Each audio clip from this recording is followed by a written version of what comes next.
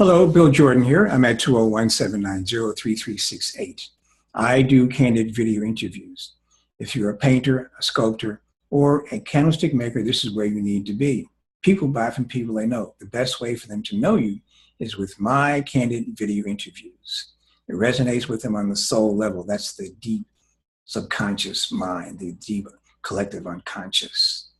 That's where everything happens. That's the real world in which we live.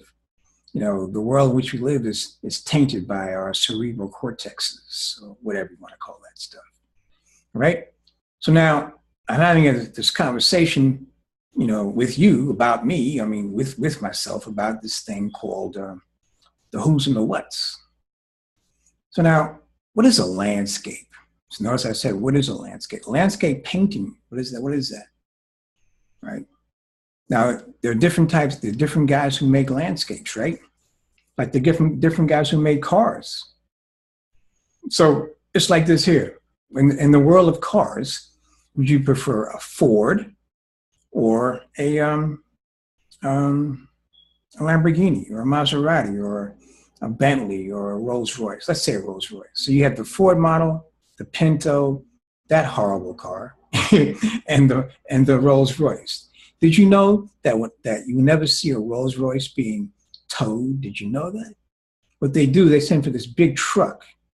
It's like, you know, it has you can't see it. They roll it up into this big truck and they, you know, shelter you from seeing it. You would never have the impression that a Rolls Royce breaks down. You never see them breaking down. Rather, you never see them getting towed anyway. They do break down, I guess, eventually. But back to my story. You got the Ford Pinto. You have to worry about that thing blowing up on you, right? And you got the Rolls Royce. So the question is, which car do you want? Which artist you want to make your landscape? Well, you want the artist that has that you know both of these guys. In this case, you know one guy you don't want that. The other guy, you want the other one. So similar with the painting that you're going to get. You want to know something about the person who's doing the work before you actually buy it, don't you?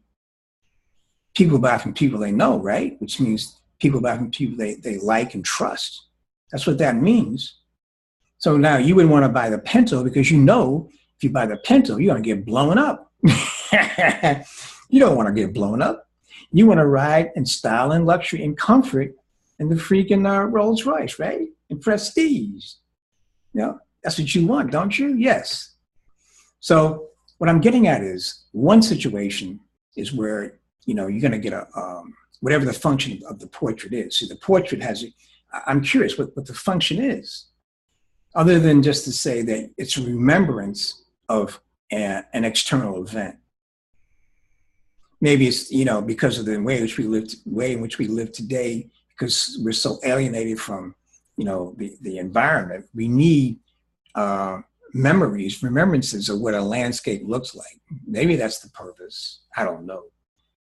You know, I'm not sure that's quite to that level yet, but landscapes. And then a landscape is different than, let's say, a portrait. They're both similar in the sense that they are things that are set apart from nature, from natural phenomena. But you know, the portrait is closer to reality than the landscape. The portrait is closer to being, you know, holistic than the nature one is. Why do I say that? Because, see, for me, the nature piece is a what. You know, it's separate from nature, where the portrait has the potential to include nature from the standpoint of, let's say we have music videos. Classic case, music videos is like a portrait in motion. Now you could put some sceneries in there to connote outside, what they do outside stuff, but what I'm trying to get across is the portrait piece it's closer to true art, in my opinion, than the portrait. The portrait is staid, you know, it's static. The landscape is static. The portrait sometimes is static too. But it's closer. You can see almost the portrait, you know, with life. So help me out. Let me know what's your view. My basic premise is that we have to know who we are. The who we are artists are superior artists than the what artists. The what artists are like steeped in like their CVs, their exhibitions, you know, the courses they attend, courses they teach. All that's cool stuff. But who are you? I want to know you. I want to feel you. That and then that's what makes your work valuable.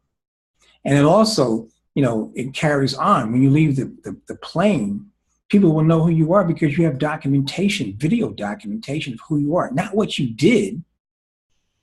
You know, take, you know, Moore, the great sculptor in England, you know. I don't know if there's anything that talks, you know, directly with him talking, but there's a lot of stuff about what he did. But we don't know, you know, what his preferences were, his philosophy per se. I don't know. This is what I'm trying to get across. This is an opportunity to come across with that. And I know it's a unique concept because it's different from what you're accustomed to because you're into the system. You're into Mac Daddy. The system says you got to do it this way. This is the way, right? I made it this way. I made it. Well, keep on making it. Step out to the next level. Call me on 201-790-3368. My name is Bill Like Clinton, Jordan Like Michael. Peace out.